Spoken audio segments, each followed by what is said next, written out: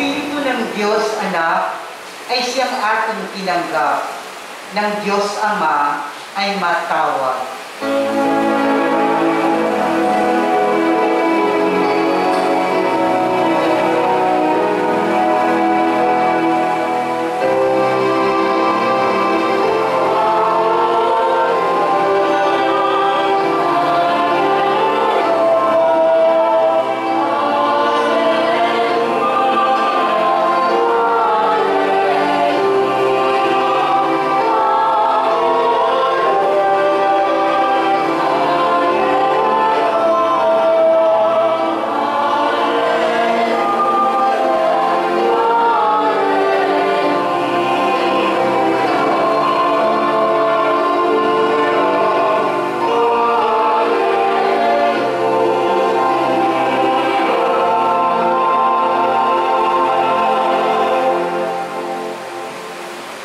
Sumainyo ang Panginoon. At sumainyo. Pagbasa sa banal na Ebanghelyo ayon kay San Mateo. Papuri sa iyo, Panginoon.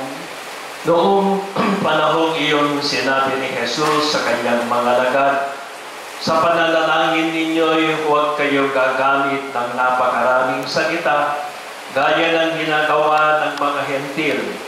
Ang akala nila ay pakikinggan sila ng Diyos dahil sa dami ng kanilang salita.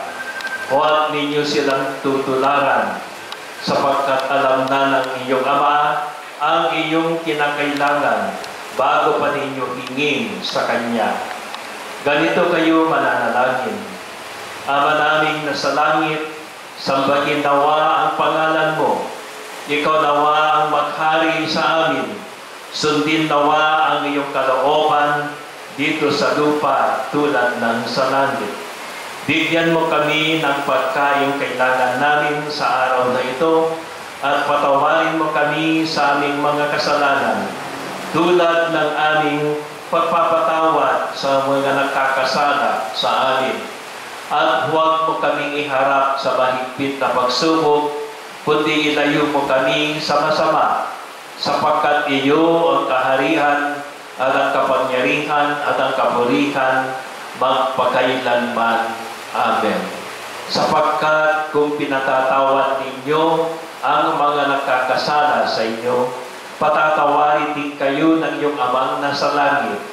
Ngunit kung hindi ninyo pinatatawad ang mga nagkakasala sa inyo, hindi rin kayo patatawarin ng iyong Ama. Mga kapatid, itong mabuting balita para sa ating kaligtasan. Pinupuri ka namin, Panginoon. Magandang gabi sa inyong lahat, mga kapatid. Sa unang araw ng ating pagnonobena para sa kapistahan ng ating mga nagdadalawang patron, San Pedro at San Pablo, ang hamon sa atin ng Ebanghelyo, una sa lahat ay ang pagsuko natin sa kalooban ng Diyos. Ito rin ang tinadasal natin katulad ng sagot ng ating mahal na Birheng Maria tuwing tayo nagdadasal ng Angelus. Ano yung sinasagot natin?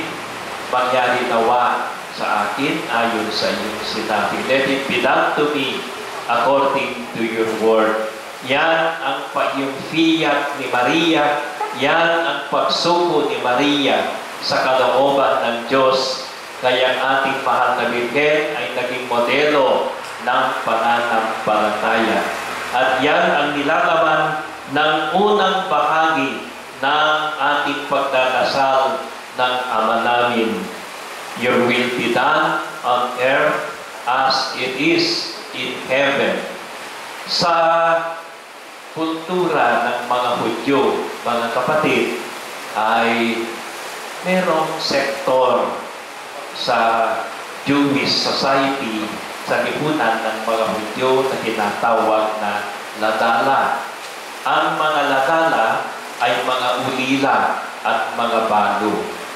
Sila ang mga balo at ulila, sila yung the poorest of the poor sa Jewish society, sapagkat ang babae ay walang ikabubuhay kapag mabalo, sapagkat patristik ang kultura ng mga Hudyo, lalaki ang maghanap buhay.